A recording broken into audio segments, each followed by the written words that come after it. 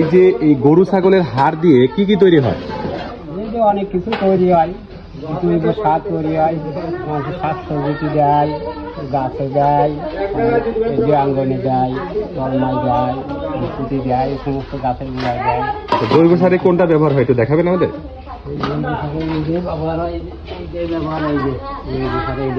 এটা কি অবশিষ্ট যে গুঁড়িটা থাকে ওইটাই জৈব সার হিসেবে ব্যবহার হয়? হ্যাঁ, জৈব সার। আর কয় গ্রেডের মাল হয় একটা হাট থেকে? একটা হাড়ের থেকে আপনার 3 গ্রেডের মাল হয়। 4 গ্রেড সবচেয়ে ভালো গ্রেডের তো মানে ওষুধ শিল্পে ব্যবহার হয়। হ্যাঁ।